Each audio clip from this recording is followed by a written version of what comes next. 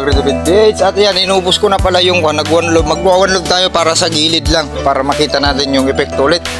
At least naman ay para iubos na natin kasi sayang yung armure, may one load pa. Ayan, nag-mix na ako. At para maprotektahan natin yung mga kung mayroon pa yung mga pato dyan na gala. Okay, yan, baka ilalive natin to para makita nyo na yung mga uhay dyan. Gitna, tsaka pagilidan natin doon sa nakahiwalay dyan, doon sa perimeter dyan sa pagitan natin sa mga katabi natin. Dahil nandyan yung mga pato. Pagilid natin, may insecticide dyan ha, gold. Para ma-experiment natin kung okay lang na may overdose. Kasi dalawang beses tayong magaganyan na 25. Halos 50 ml lang naman yung kanya. 25 oh. So nag-double dose tayo sa gilid. Ganun ang mangyayari po dyan. Lalo't medyo patutok na yan. Basta haluin natin mabuti. One load lang. Para ma-experiment natin yung mga ginagamit nyo tuloy. Kung okay lang na mag-overdose yung armure. Sa insecticide, wala namang problema yan. Yung lang fungicide, medyo mainit po yung fungicide. Kaya para handang-handa na kayo sa wet season. Para hindi kayo nag-aalala sa mga taga-saka ninyo kung na-overdose yan sa armure ay okay pa rin. Kasi ang mga yan, minsan walang sukatan or hindi na sinusukat. Minsan sukatan nila yung takal, yung mismong kanan nila. Kung hindi sila nakaidala ng tawag doon, yung sukatan, yung takip.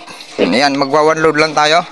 Ilalive natin, sana hindi tayo malaglag kasi magpapagilid tayo. Pause muna.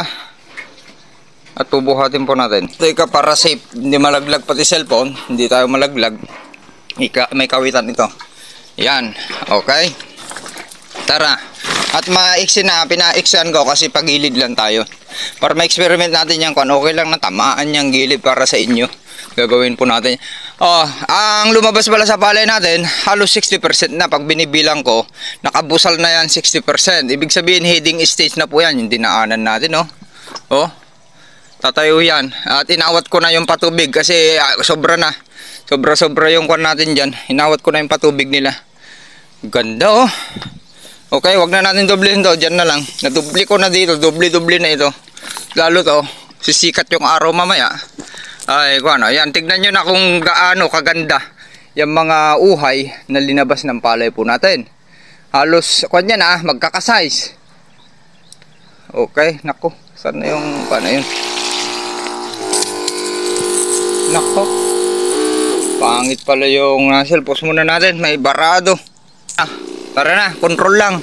Control lang pagilid lang tayo. Ayan. Hiniikuin ko lang para magkasya. Ayan dinubli rin natin dito. Magdodobuldo tayo sa kon ngayon. Ayan pala paliguan natin. Meron palang kon dito. Para makita natin kung kon na. Makita nyo na sunugin natin to. May sticker kasi yung fungicide. Nakita ko na. Kaya ang ganda niyan, i-combine nyo na sa insecticide para kapit na kapit. Ganyan lang tayo kalalaki Ganyan ang pag na-timingan nyo, yung panicle initiation, panicle differentiation, kasi hindi naman sabay-sabay yan na lalabas yung uhay, yung magiging sukat po ng naisabit. Magiging sukat po ng uhay ng palay ninyo hanggang sowi ay halos magkakasize po yan. Big sabihin, more greens. Kung natimingan po natin yan, maraming greens. Pansinin nyo wala pa namang lumabas na whitehead. Yan yung obserbahan natin ngayon. Kung magkakaroon tayo ng whitehead. Mamaya, pagkatapos natin ito, ayusin natin yung mga pilapil ulit. Yan yung maintenance natin. Kalalaki. Pag ganun tayo. Kita nyo na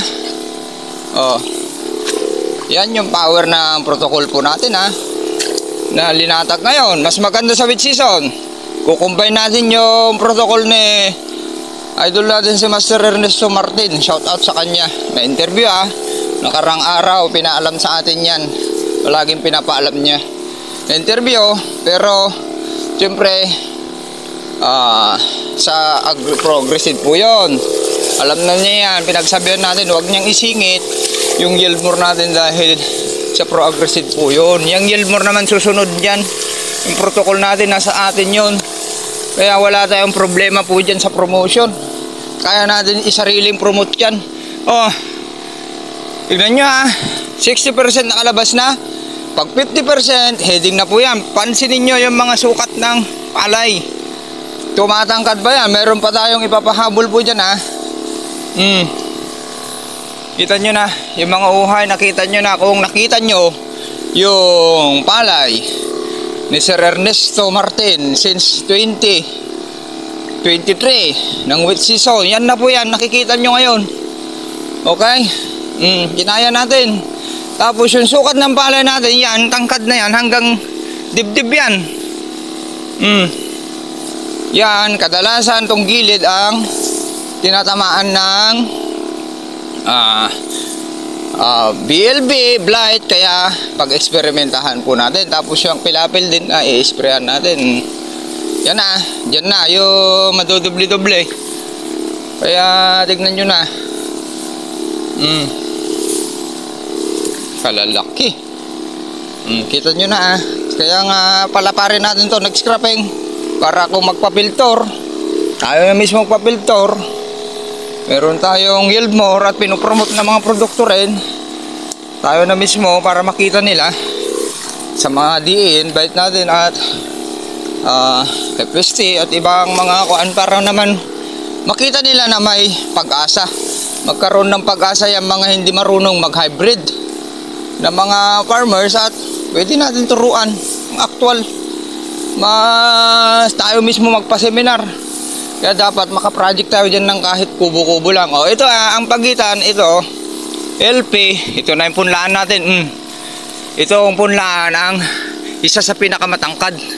Basta pinakain ninyo, hindi na iwanan. Ito naman LP 937. Ito nya. Ito yung linagay ko noon, tinanggal sa punlaan yung halo ng mother plant ng inbreed po natin. Kita tayo na nag-i-spray na dyan.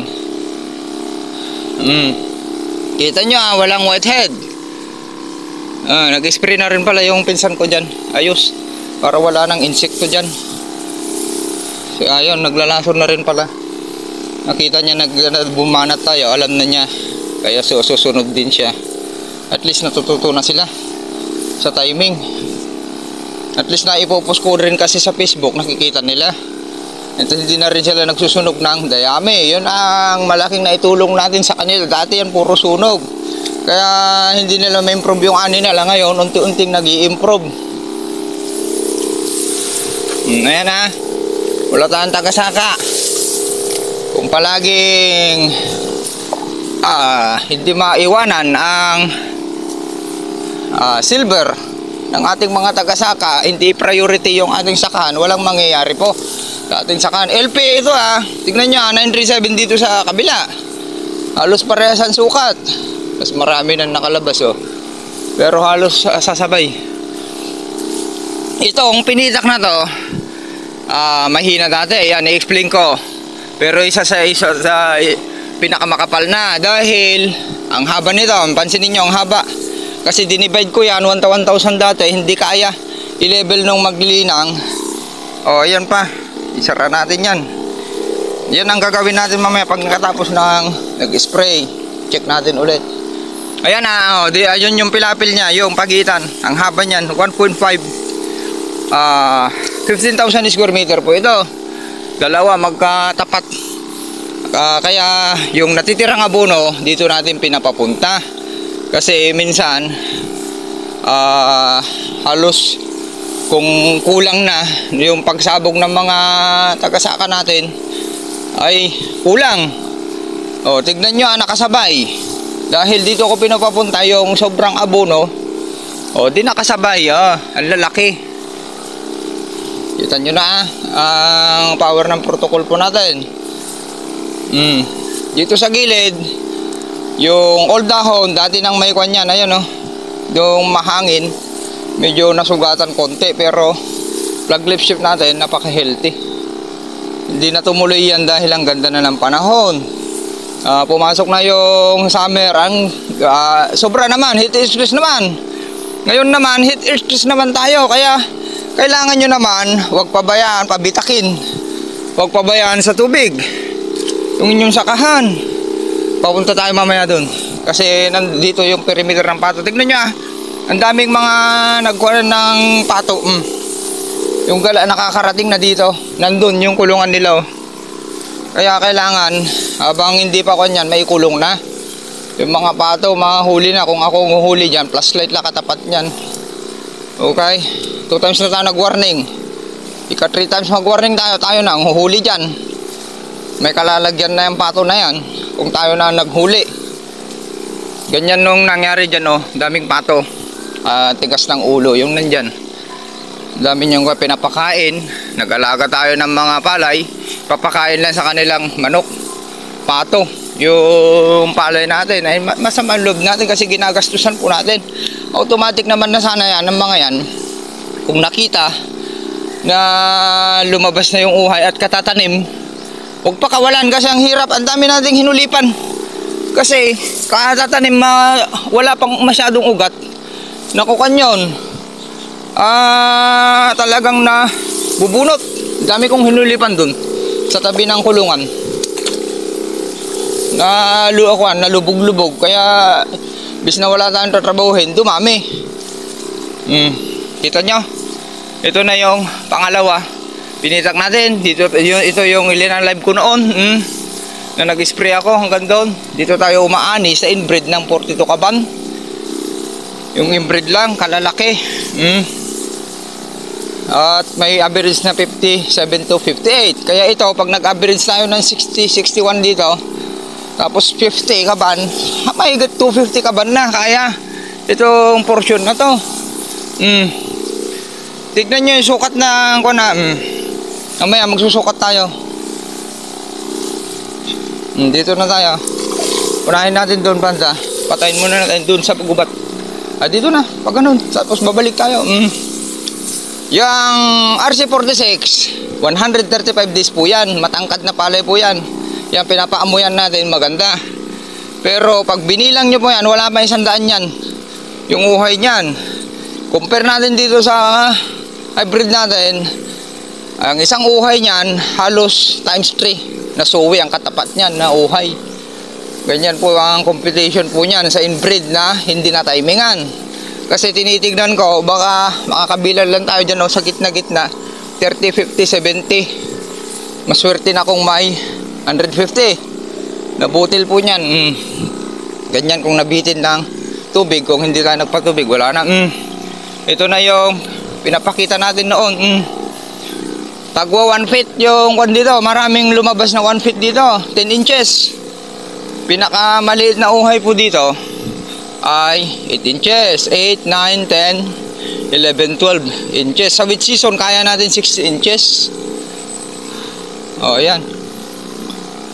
May kalahati pa. Di sakto. Napalibutan natin. Nakakontrol. Yan. Nagpapatubig din sila. Kita nyo na. Yung protocol po natin, yung agritipid PH, ulitin natin ay hindi nagkukwentong barbero. Magiging kwentong barbero yan sa mga vlogger. Makasama natin dyan kung walang resulta. Cut. Ika, katayin muna natin. Pause. Ayan, hindi nakahiga. Pakita ko sa inyo yung mga uhay dito. Halos sasapaw na dito, 60%. Kasi marami pa doon hindi umangat. Ayan pasensya na. Yung uhay ng palay natin ay mahiyain.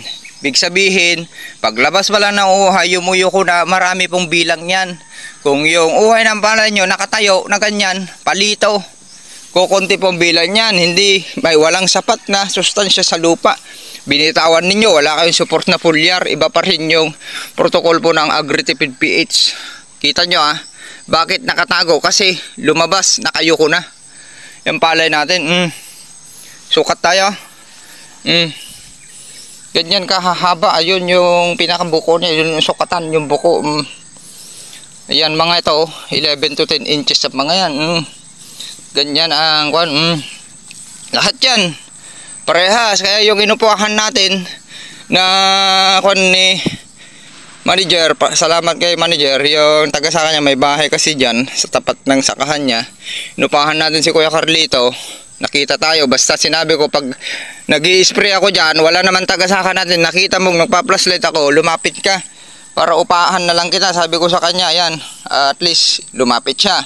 Nakarang araw, pansinin nyo may laman na itong kalahati, ganyan, LP 2096. Ganyan lang tayo magpasapaw 5 days tayo magpapasapaw ngayon. Ika 5 days, 65 days. Ngayon, itong natin, 60 days nung nagsimula. Ganyan lang. Kung wala kayong sapat na sustansya, ganyan ang mangyayari sa inyo. Mga 10 days na nagpapasapaw, hindi pa nakalabas lahat. Naglalaro-laro. Okay? O, tignan nyo Tapos, mabilis lang yumuko. Magpupulyar pa tayo. May pulyar spraying pa tayo dito. Pag nakita ko, nakayuko na lahat, wala kayong makitang dead heart or white head. Tignan nyo yung power ng protocol natin. What you see, it what you get. Sa protocol po natin. Kaya yung mga gustong sumubok sa protocol natin sa wet season, PM nyo yung mga admin natin. Si Sir Ernesto Martin, PM nyo dito sa Luzon. At sa Visayas, parts ng Visayas, ipapasa natin kay Chairman, top builder ng Longpintin, na-recognize na po yan. Si Sir Chairman, ang ganda ng LP 908 niya.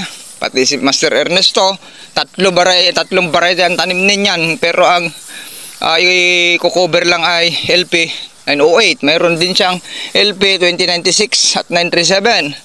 Tapos sa Mindanao, Luzon, Sir Ernesto Martin, mga taga Luzon. Sa Visayas, pwede nyo nang i-PM si Sir Chairman. Yung mga top builder na yung kinuha natin, na kasama natin dyan, para hindi kayo mahirapan sa pag-order ng ating product.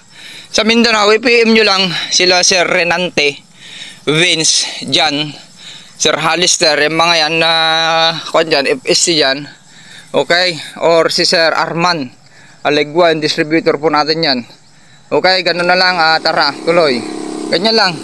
Para mapag-eksperimentohan din natin itong gilid. Papunta na tayo doon. Tapos mabakuran natin yung pato na gala-gala dyan. Ng dami, kalalaki. Yung planting height naman dito, dibdib ito. Kasi ito may espasyo na 25 by 25 pagkatanim. Kaya ang ipapatanim natin siguro sa bitsito, may mababago talaga sa protocol po natin sa wet season. Yan, pagilitan ko lang para nabakuran. Tapos yung pilapil ay mamamatay na yung mga dyan. Kasi itong in-spray natin insecticide for prevention, hindi tayo gumagamit noon. Pero dahil nga hindi nyo maiwasan, yan, ginawa na ni Agritipid PH yung pamamaraan nyo para hindi na burn effect at nasa timing yung mga ginagamit yung mga chemical dito para hindi pupunta yung pato. Okay? Ikatlo, alisin nyo. Dito na tayo sa ikapat. Tapos yung mga yan dapat rini-repair yung mga rini-repair ko, repairin ko ulit mamaya pagkatapos nito. Bilisan natin, medyo malakas. Yung may tama dyan, noon pa yan, yung 3 and 4. Okay? Na leaf. Kita nyo na kung gaano kalalaki yung palay. Masyadong malakas. Pause mo na. Okay na. Hindi aabot dun kung ganyang kalakas. Yung ayan naglubluban ng pato. Yan, kon lang natin to for protection sa pato na rin. Dami natin kalaban, pato, kambing. Lahat na lang kalaban natin. Peste, mga peste yan sa palayan. Mahina. Pause. Ayan tignan nyo, lumambot na yung kwan natin. Pero pag kwan na titigas na yan, ayusin ko pa rin yan. Pag kwan na, awat na tayo sa patubig lahat dyan. Sabay-sabay yan.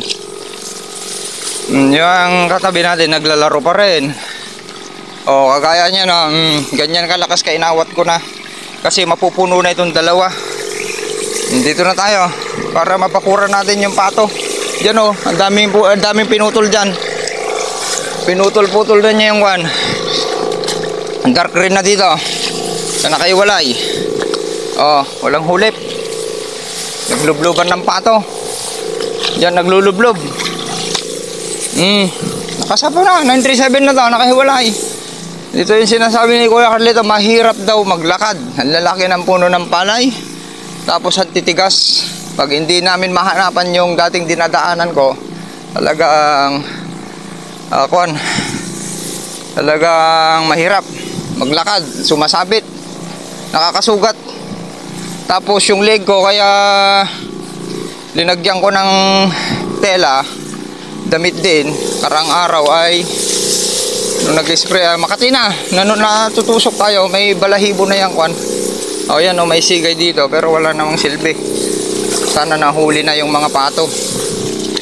Nasira-sira yung pilabil dito dahil hinuhuli yung pato na perwisyo. Ayan, naka-live tayo. Sana hindi ma-full member eh. Naka 20 minutes na tayo. Ayan, Sid Fordices. Okay, at least naman yung nakasingit or hulip. Alam ko yan yung one kasi na-observe natin tayo naghulip.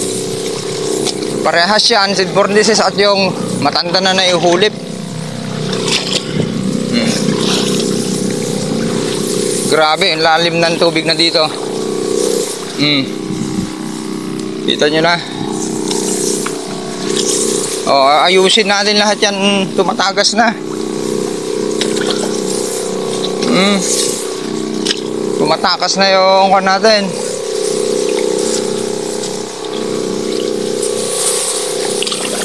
Last pinitak. Mahaba ito.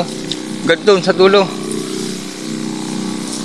Yan, para maamoy na ang pato o hindi kakainin niyang uhay. Puputulin. Mabaho pala yung fungicide, Narmiri. Hindi ko kasi kanyan ginagamit. Ngayon lang tayo gumamit. Kaya innocent ako sa mga lason na yan.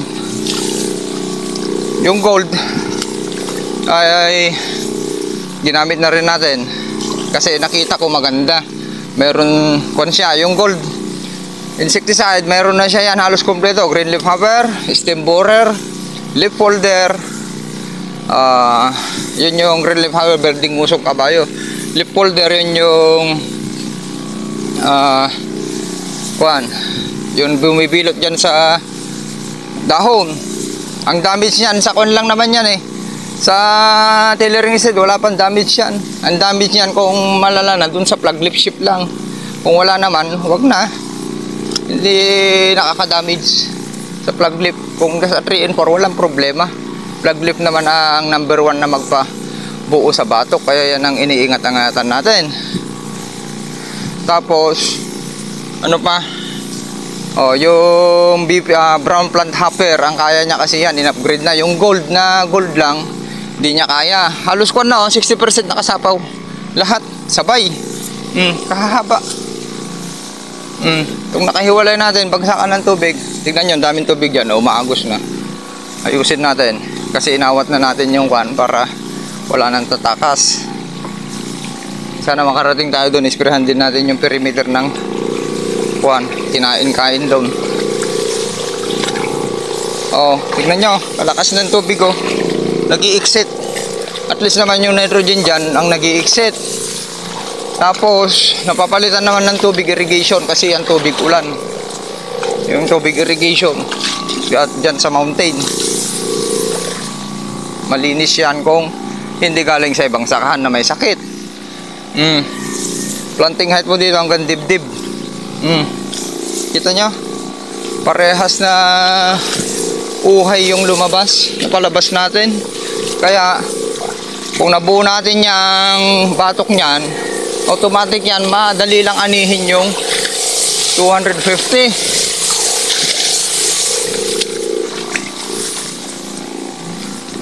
Dito na tayo, kita nyo na yung dulo natin. Para natin to para walang pagtaguan ng insekto. Yan, kita nyo kinain ng mga pato dito. Lulusong tayo. Nakabit na tayo Ayan daming tubig. Yan. Para walang tinitira ng doon yung mga pato.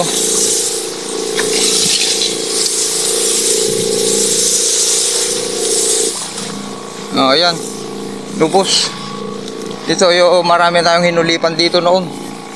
Kasi luluglugin yan kung katatanim ay mabubunot. Pag magtampisaw sila, at least kahit na nabawas, kuwan pa rin, sumibol, pero kung kuwan yan, kakainin na yan pag nakon na.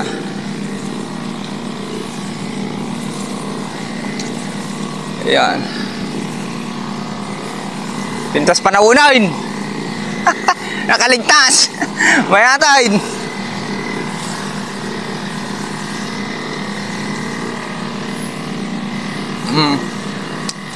Okay. Kabilis oh. Itong katabi natin, THC dito. Nauna to. Mga week na ito na nagpapalabas. Tignan nyo kung ilan yung lumabas. Tignan nyo kung ilan yung lumabas. Yan yung diferensya ng protocol po natin sa traditional. At least maganda kasi ang linang nito. Sakay-sakay na rin. Diyan. Sa kanya yung sakay-sakay natin. Yun yung ginagamit. At hindi nalulubog. Kaya kung tayo ang may sakan dito, nako, kaya natin 300 dito.